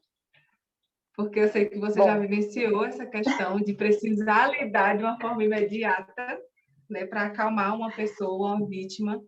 E como foi que você lidou com isso, assim? Como foi que você soube conduzir essas questões? Primeiro, eu a ouvi, porque eu acho que é a primeira coisa que a gente deve fazer, é ouvi-la com respeito, porque já que essa pessoa está sofrendo desrespeito, se nós, educadores, também for agir dessa forma, ou com impaciência, ou eu fui criticada por vários motivos de dizer assim, você está dando muito ouvidos, está entendendo? Eu acho que a crítica não só vem para a vítima, vem também para as pessoas que estão ao redor, porque o problema realmente está na sociedade. A sociedade, ela é ignorante, né? A grande maioria. Mas, ao ouvir, né? Tentei acalmar da melhor forma, né? Busquei ajuda de profissionais como o conselho, como eu já falei, como o pessoal do CREAS, né? Pedi orientações à Luana, como eu poderia proceder, né? É tanto que eu recebo mensagens, tanto no dia do diretor eu recebi, passei o dia, graças a Deus, recebendo muitos agradecimentos, como no Dia das Mães. Eu recebi um áudio no Dia das Mães que, Ave Maria, para mim foi um dos maiores presentes que eu recebi, do qual de uma que passou por isso e que me chamou de mãe, porque naquele momento eu fui como uma mãe que deveria ser, que todas as mães deveriam ser, né? Aquela mãe paciente, que ouve, né? Que busca solução, não que é conivente, né? Não que aceite, não que venha dizer, até numa linguagem um pouco assim suja, digamos, dizer assim, lá voltar novo, não existe isso, né? Eu acho que uma mãe verdadeira, uma mãe consciente, um profissional consciente é aquele que acolhe, que ouve com respeito e que busca soluções, né? Que existem os profissionais, graças a Deus, para isso. Então, assim, a gente tem esse apoio. Então, não é necessário ficar calado, porque o silêncio é conivente, é ser conivente. E eu acho que isso não serve para a gente, de jeito nenhum. Eu fico muito feliz quando um caso como esse é resolvido. A gente teve caso aqui no município que foi resolvido, né? O abusador atualmente está preso. E isso acaba servindo de exemplo para as vítimas e para as testemunhas, para os denunciantes, né? Para que procurem ajuda. E esse acolhimento, essa escuta é essencial. Assim, quando você para prestar atenção no outro, ele se sente acolhido. Verdade. Obviamente, ele vai precisar compreender. O que eu acho também muito importante é que a gente saiba como dizer, como é que vai proceder a partir da denúncia. Porque o que eu já ouvi muito de adolescentes é: mas eu vou denunciar, vão pedir provas, eu não tenho. E aí, o que é que eu faço? Eu simplesmente não vou, porque não vai fazer nada, né? E aí a gente tem um passo a passo de como proceder, né? Se procurar o conselho tutelar vai passar para a polícia, o que a polícia vai conseguir investigar, né? Eu conversei com um policial, que é parceiro nosso, inclusive aqui da Polícia Civil, e ele estava explicando como é que funciona, né? Quando existe o abuso com contato físico, e que já é uma prova, né? Porque aí vai fazer a perícia e vai, obviamente, comprovar. E eu perguntei, ô Bernidson, e com relação a esses casos em que a pessoa sofre abuso, ninguém viu, não tem mensagens, não tem testemunhas, como é que procede? Ele se investiga do mesmo jeito, porque a gente vai intimar as pessoas e a partir do discurso a gente vai conseguindo pegar. Ele disse que não precisa de uma prova de fato, né? A partir desse trabalho investigativo deles que eles conseguem pegar, né? E, inclusive, ele estava falando de um caso que aconteceu aqui, em que não tinham provas, mas conseguiram pegar o violentador, o abusador, e ele foi preso. E as pessoas precisam compreender que o trabalho da polícia acontece, né? Especialmente com a questão do abuso sexual. Então, acho que quando a gente acolhe essas pessoas, as testemunhas, as vítimas, que a gente faz essa escuta com muito respeito, sem julgamento, como você bem falou, né? Só com a intenção de acolher, a gente ir explicando como é que procede para que ela se fortaleça, facilita bastante, porque ela aí vai conseguir confiar e fazer de fato a denúncia.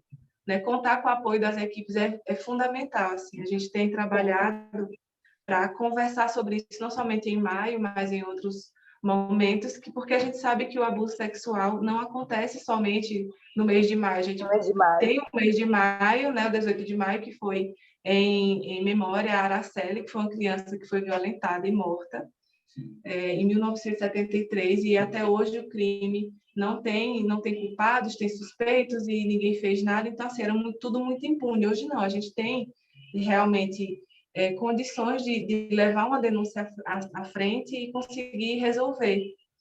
Eu estava pensando, inclusive ontem eu assisti uma live sobre isso, e a moça que estava relatando, ela disse assim, gente, é muito importante esse mês, porque o mês de outubro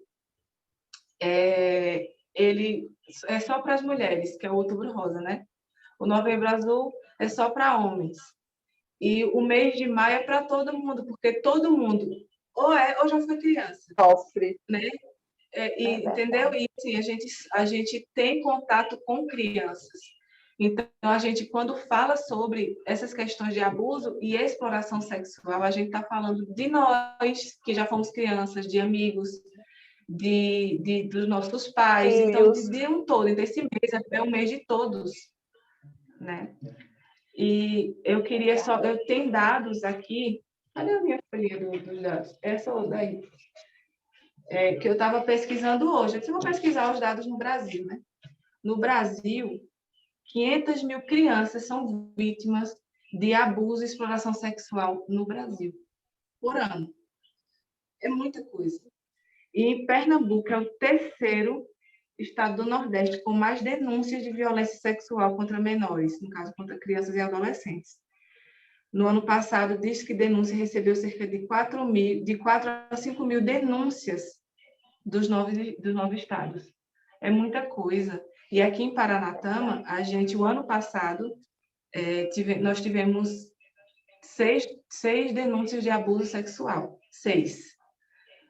Esse ano, e uma de exploração sexual, né? O que a gente ficou assim meio que passada, porque a gente nunca tinha recebido uma denúncia de exploração sexual, né? Mas assim, temos esse caso, inclusive a polícia está investigando, como os outros também casos de abuso sexual, e esse ano já chegou 5 denúncias, quer dizer, quase supera o número do ano passado. E aí a gente pensa nessa questão de pandemia, né? Onde o abusador está em casa o tempo todo e as crianças que não têm acesso à escola, né? E aí a criança fica nesse ambiente inseguro e violento. Então, é cruel esses dados, assim. A gente fica até feliz de saber feliz de saber que está rolando essas denúncias, porque quer dizer que as informações estão chegando, né? São denúncias pelo Disque 100. A gente vai disponibilizar também o número do Conselho Tutelar, do CREAS também, para que todo mundo tenha acesso e possa abertamente fazer denúncias, né? Para que a gente possa romper com isso, porque são dados assustadores de uma sociedade perversa, de uma cultura machista, e isso precisa ser rompido, né? E a partir do diálogo a gente vai conseguindo. Tem mais perguntas? Tem várias perguntas, gente. Aproveita que Maria está aí, Débora, e tem uma pergunta para ela. Maria, tem uma pergunta para você. Eu vi. Maria. Oi.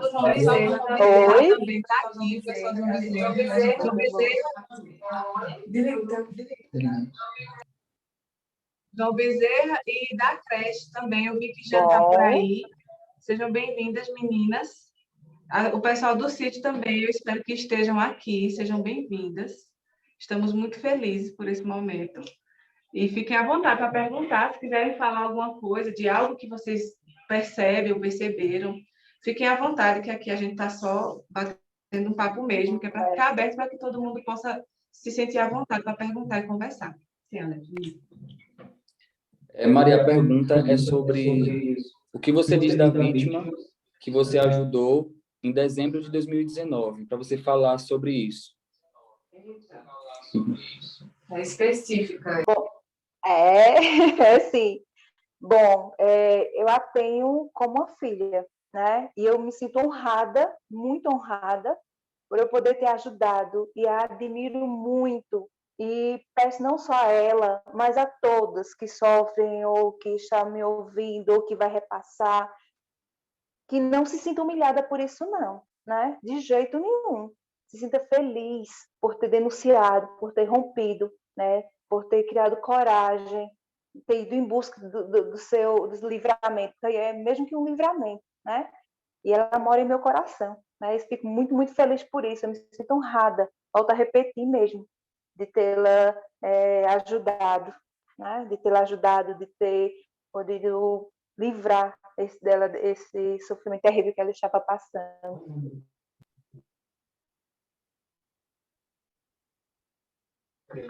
Para você ver como faz toda a diferença o apoio, né? De onde quer que venha. Gente, se vocês que estão assistindo quiserem falar alguma coisa, tem a mãozinha, viu? Podem levantar.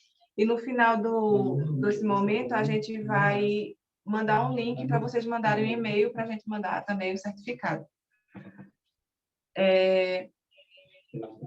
Tem mais perguntas? Tem Patrícia, sobre como funciona a questão de sigilo de proteção. Tem sobre a participação... Só um minutinho que eu vou pegar as perguntas aqui, viu? Um instantinho.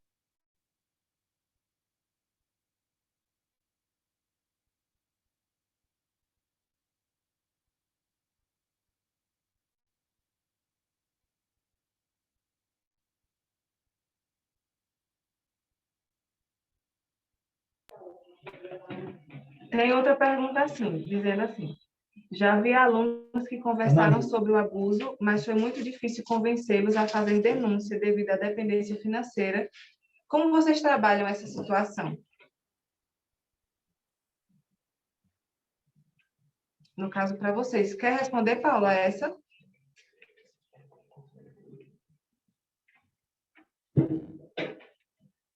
Oi. Paula, está por aí?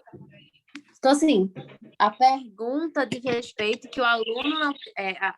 enfim, não estou dizendo que é aluno, mas a pessoa não denuncia porque tem dependência financeira. É isso? Isso. E já tentaram convencê-los a fazer denúncia, mas devido à dependência financeira, eles não conseguem fazer, de fato, a denúncia. Como vocês trabalham essa situação?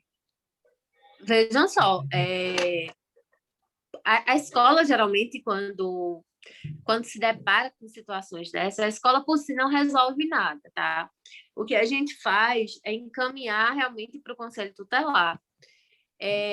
Eu acho que é encorajamento mesmo, tá? Em relação tanto às críticas, porque se a menina vai dizer, olha, não, a culpa é sua, porque geralmente o agressor faz isso, ele já faz isso. O agressor ele já diz, olha, se você contar, eu posso matar alguém que você gosta. Se você contar, eu vou dizer que a culpa foi sua. Se você contar, eu vou dizer que é permissão sua. Então, essas situações, a gente pelo menos nunca se deparou com situações da vítima não contar por uma questão financeira.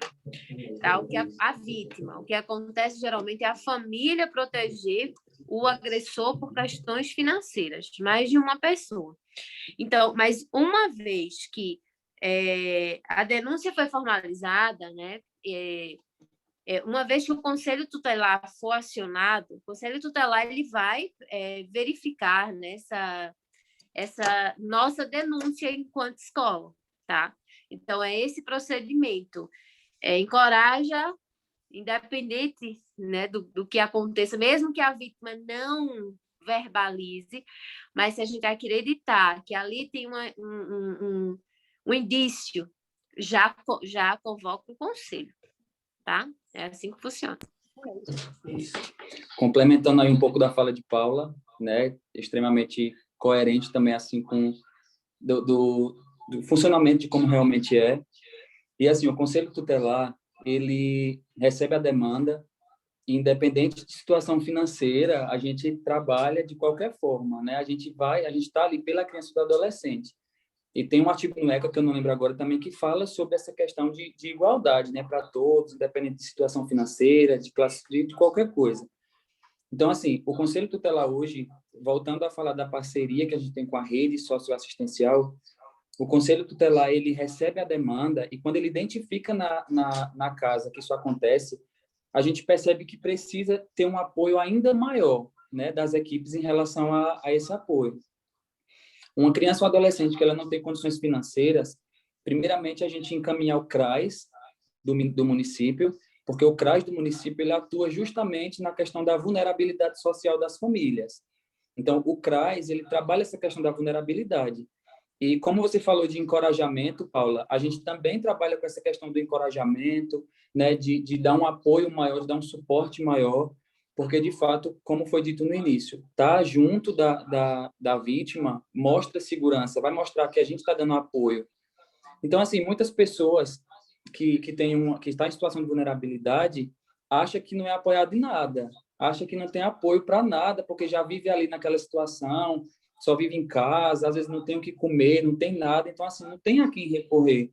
Então, existe esse medo também da denúncia, justamente por isso que não procura, né, denunciar. Mas, assim, independente disso, o Conselho Tutelar, as equipes, elas atuam, né, de forma de apoio mesmo. E, em relação às vulnerabilidades, existe o CRAS hoje, que trabalha essa questão das famílias, tá certo? Esse daqui eu acho que é bem pertinente para tu falar também essa segunda. Da mãe. Tem uma segunda pergunta sobre a participação da mãe, né, sobre alguns abusos ter a participação da mãe. Como vocês lidam com isso? Ao saber que a criança ou adolescente estão sendo abusados junto com a participação da mãe. Então, é crime. Abuso e exploração sexual é crime. E se existe a participação de qualquer pessoa da família, seja mãe, seja pai, seja irmão, essa pessoa ela está sendo negligente e ela vai responder também judicialmente em relação a isso. A mãe, uma mãe que vamos falar judicialmente, né, de ECA mesmo, a mãe ela é responsável. Então, se a mãe ela participa dessa situação, a mãe está sendo conivente, ela vai responder também criminalmente em relação a isso. E pode ser presa, né? Isso, de acordo com os fatos, com tudo que vem acontecendo, a mãe vai ser responsabilizada. Isso já aconteceu aqui no nosso município. O Conselho Tutelar, quando existe um exemplo, a violação, né, o abuso por parte do irmão, e a mãe é conivente com isso. A adolescente ou a criança mora com o irmão e com a mãe. Existe a participação. Então, assim, a gente já encaminha diretamente para o Ministério Público, para a delegacia, com a participação da mãe, e a mãe vai ser responsabilizada também. O que acontece com a adolescente ou com a criança, né? Que se morava com o irmão e com a mãe, a gente pode retirar essa criança e esse adolescente por tempo determinado, né? Para que possam ir para a família extensa, que é um tio, um avô, né? Para estar assegurada, e a mãe e o irmão eles vão responder criminalmente e possivelmente serão presos, né? Eles vão arcar com as consequências. Isso acontece, minha gente, isso é real no nosso município e acontece de fato. Então, a mãe ela é punida, sim. A mãe que tem participação no abuso, na exploração, seja o que for, ela é punida e ela pode ser presa. Seja mãe, seja irmão, seja o que for, vai ser responsabilizado por isso, tá certo? Nada justifica, nada. Não tem justificativa, nada justifica. Então, respondendo a pergunta, a mãe também responde criminalmente e pode ser presa. Tá.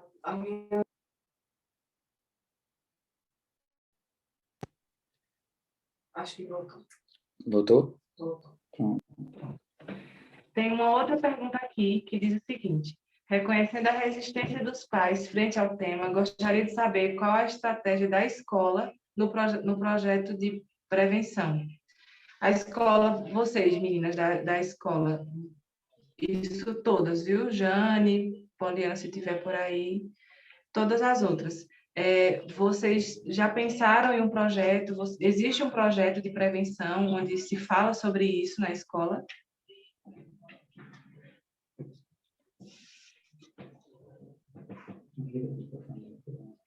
Tá.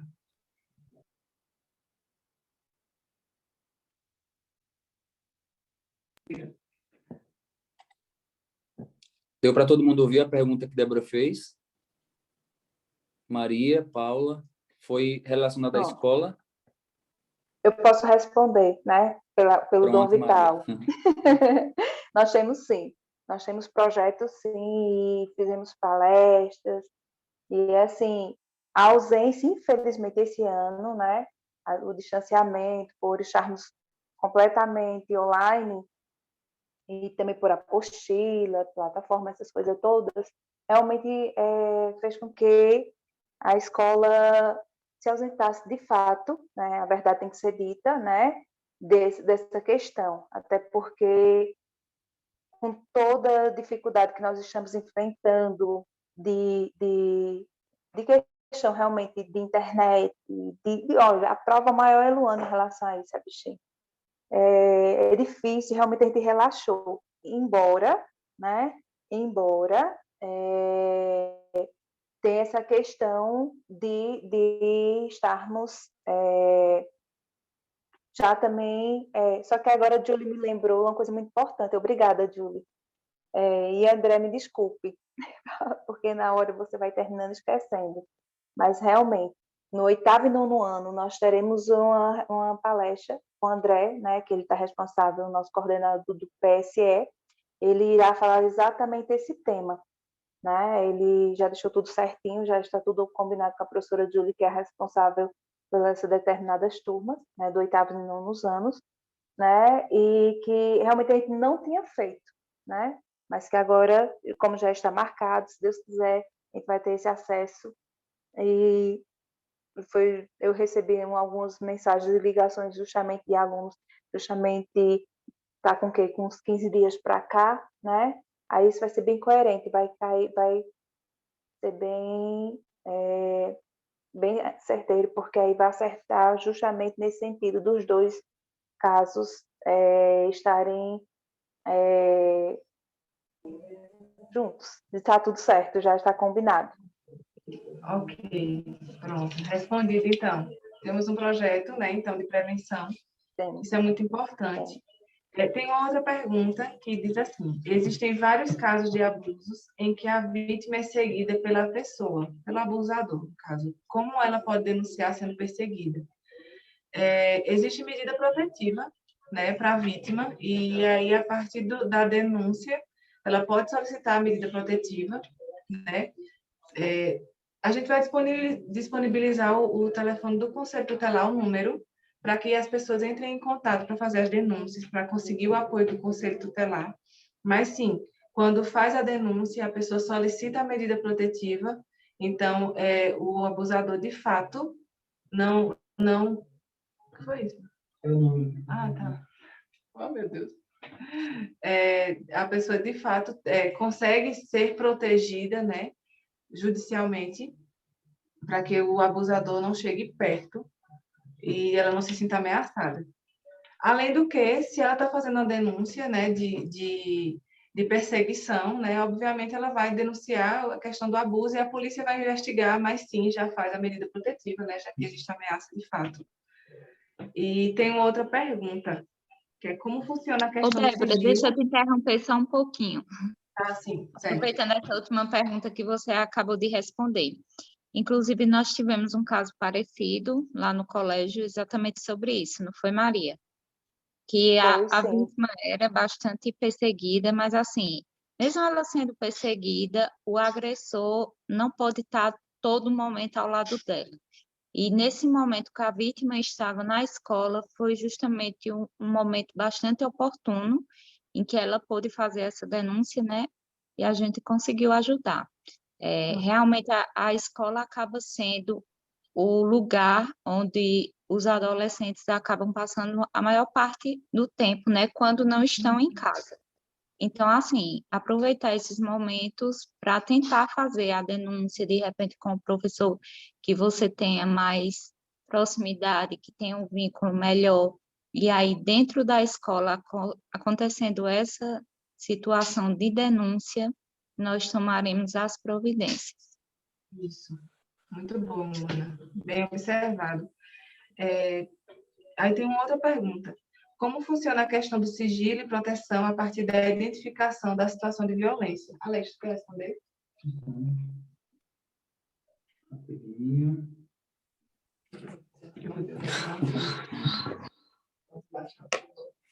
Oi, deixa eu ver. Tá aparecendo aí para todo mundo?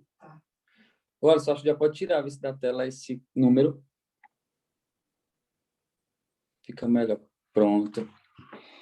Pode repetir a pergunta, Débora, por favor? Deixa eu ver aí. Como funciona a questão do sigilo? Como funciona a questão do sigilo e proteção a partir da identificação da situação de violência? Certo. A questão do sigilo e proteção, né, da criança e do adolescente após descobrir a violência. Primeiramente, a equipe do Conselho Tutelar, ela responde através do ECA, né, e do regimento interno do Conselho Tutelar, que qualquer situação ela não deve sair daqui, né, dos conselheiros, da pessoa que trabalha no administrativo, que às vezes recebe uma demanda também. Então, assim, em hipótese alguma, o Conselho Tutelar ele pode, né, falar sobre essa questão para outras pessoas ou para órgãos, para a escola, muitas vezes também, Maria. Infelizmente, muitas vezes a gente, quando não vem daí, infelizmente, a gente não pode falar sobre esses assuntos, porque é o sigilo, de fato, que deve existir. Infelizmente, essa questão do sigilo, muitas vezes, acaba saindo de dentro da própria família, né? Comentando com um, comentando com outro, às vezes está um monte de gente sabendo e acaba deixando aí exposta, né, a criança ou o adolescente. O Conselho Tutelar, ele apoia, como foi dito. O Conselho Tutelar também pode trabalhar nessa situação do sigilo, né? Se a criança ou adolescente estiver se sentindo ameaçada ou oprimida por conta disso, a gente pode também fazer uma denúncia junto com a vítima, né? E a pessoa que falou, que comentou, ela pode responder também criminalmente em relação a isso. Mas em relação à equipe, a gente recebe as demandas com muito sigilo, com muita segurança, e assim, a gente tenta trabalhar o máximo possível somente com quem pode ajudar, ainda mais com pouquíssimas informações, como o CREAS, né, como a Polícia Civil, como profissionais da psicologia também, que podem fazer esse acompanhamento, e também já responde à questão da proteção, né, fala sobre o sigilo e proteção. A proteção, de fato, vem dessa questão, desse encaminhamento ao CREAS. O CREAS ele está aqui justamente para isso, para garantir, né, a segurança dele quando a criança ou adolescente ele foi violentado. Em relação à proteção, tem esses meios, como o CREAS, né, como o acompanhamento psicológico, como foi citado, que pode trabalhar também a proteção dele. A escola, Maria, é um meio de proteção, né, esse apoio que a escola dá é um meio de proteção, de acolher, de estar ali ao lado dessa pessoa que se sente segura, né, os amigos dessa vítima. Então, assim, vai proteger ele, vai fazer com que ela se sinta segura, né? Então, por isso que tem que ter muito essa participação aí de todo mundo. Como, repito o artigo 227, que é dever de todos, né, assegurar, né, os direitos da criança e do adolescente.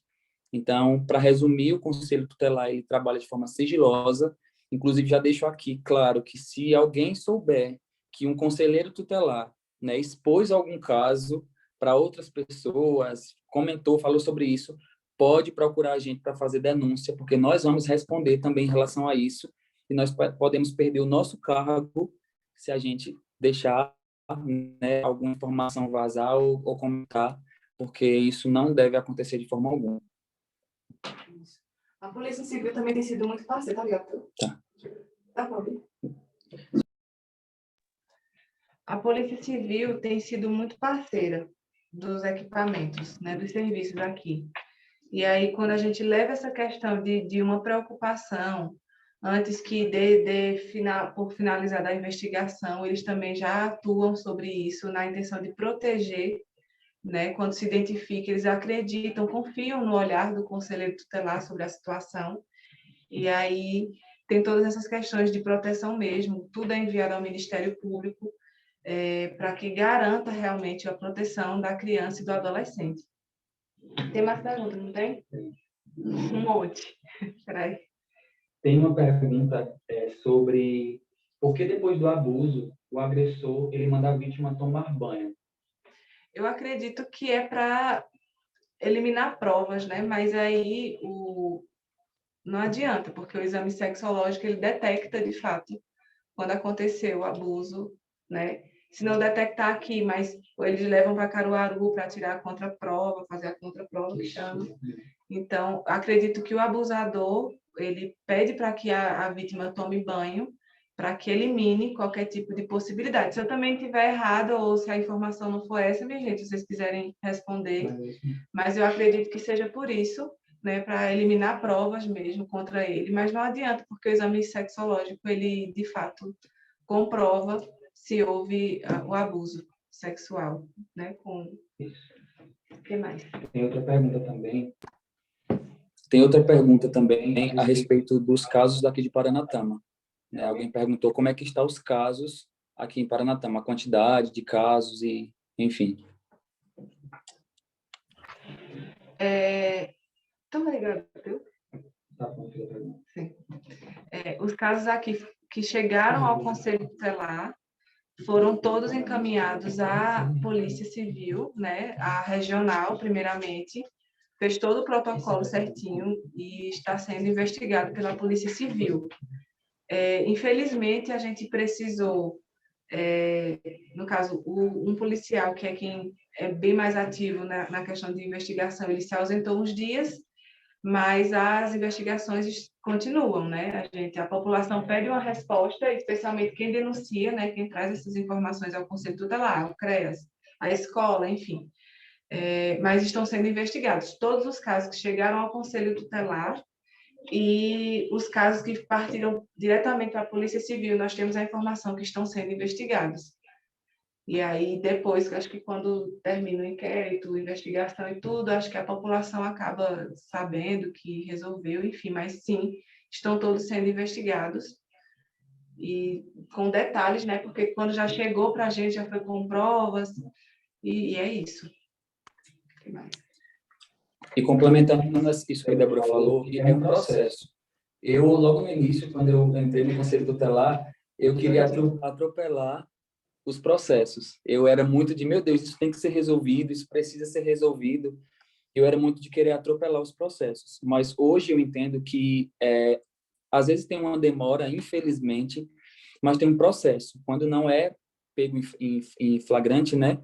Então, assim, quando a denúncia vem depois de um mês, depois de 2 meses, infelizmente a gente precisa desse tempo, né, para colher informações, para ouvir a vítima, ouvir a família, para que as equipes possam, com um olhar técnico, né, porque o Conselho Tutelar ele recebe a demanda, mas o CREAS, por exemplo, ele tem um olhar técnico, existe a psicóloga do CREAS, existe a assistente social do CREAS, que estão aí, não me deixam mentir, que elas têm o olhar técnico. Então, elas podem observar algo que o Conselho Tutelar não identificou. E, de fato, a presença delas numa visita, em uma situação como essa, é de extrema importância.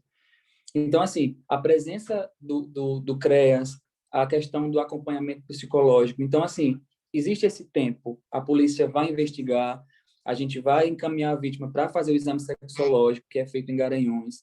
Então, esse processo, ele é necessário para que haja uma conclusão, né? Para que não aconteça nada inconclusivo, infelizmente, porque a gente sabe que 100% das vezes isso acontece, né? É verdade, mas precisa de uma conclusão. Por isso que tem esse tempo, tá certo? Ô, Alex, tem mais outra pergunta? Já tem 2 horas já. Não, 2? Tem 2 horas já. Tem umas 2 horas já. Eu não sei se tem aí, Débora, acredito que tem aí alguma pergunta que não Tem foi não, tá? respondida. Não? Não todas. Pronto, pois tá, aqui já fechou. Ô, gente, se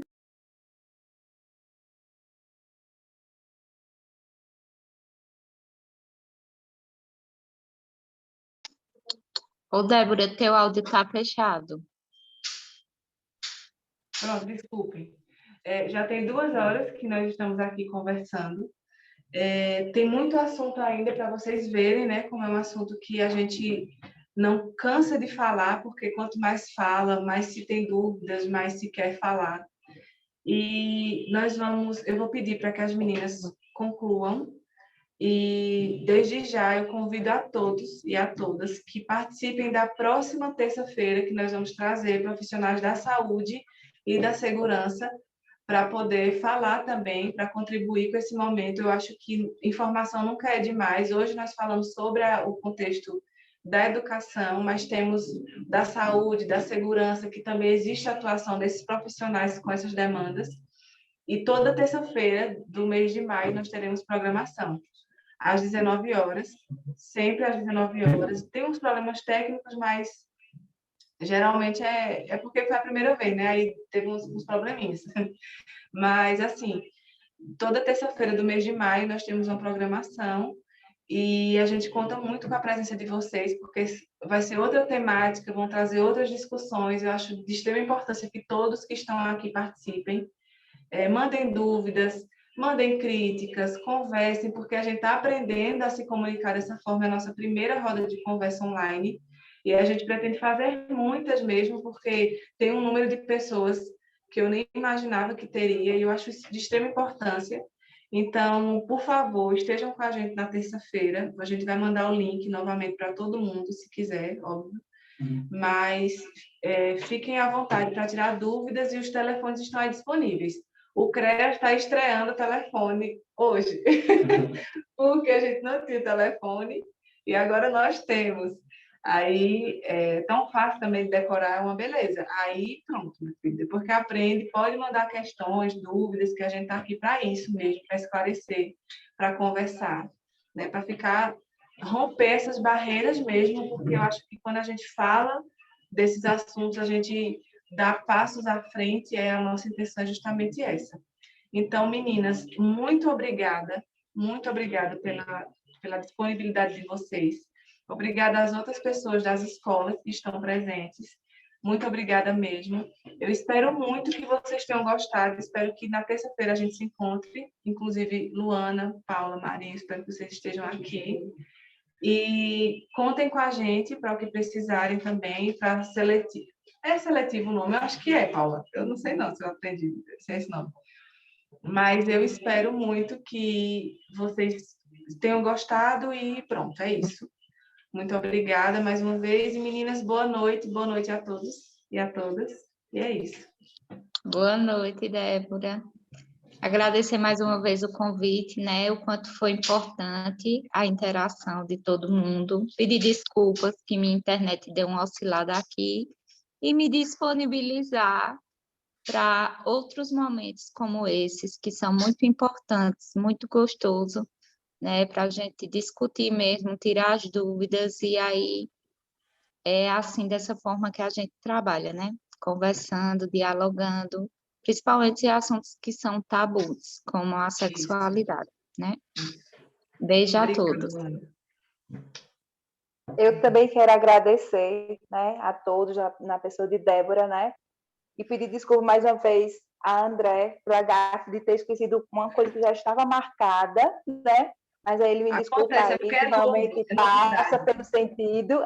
E passa tudo pelo sentido, né? E desejo a todos uma abençoada noite, né? Quero Jesus Cristo passar à frente e ilumine todos nós nesse tempo de pandemia. Bom, só agradecer também, dizer que em breve, né, faremos 2 momentos, na verdade, lá na Arena Assis Correia, e estendo o convite também ao grupo que participou aqui, tá certo? Muito importante, esclarecedora demais. Então, boa noite e contem conosco, tá? Em nome de Josivaldo e de todo mundo lá da Irina Assis Corrêa. Obrigada a todos que se fizeram presentes. E conta com a gente, viu, Paula? Você sabe. Estamos aí. Boa noite, gente. Até terça, viu? Ah, eita. Ô, gente, espera um pouquinho. Jussiana quer falar? Jussiana quer falar uma coisinha. Fala aí, Ju.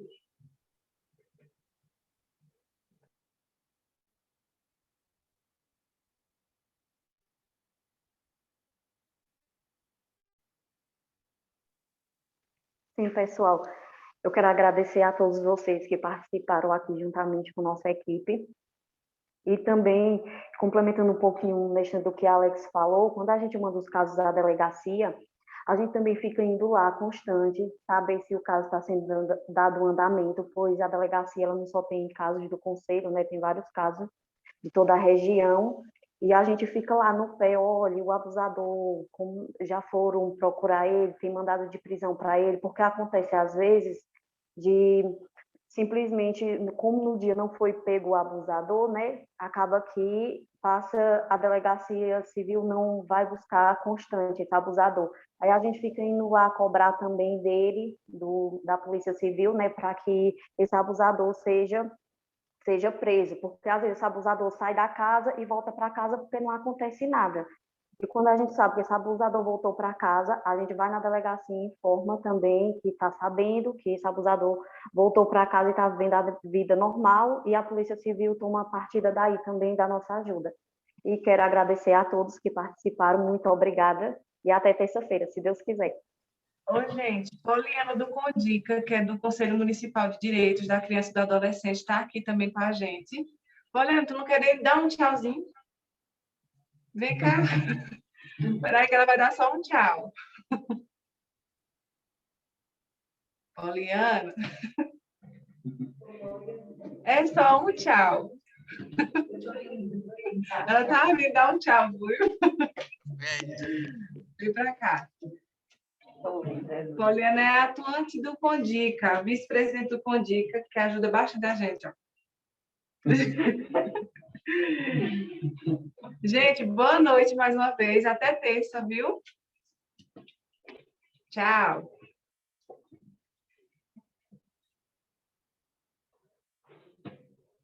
Tananana.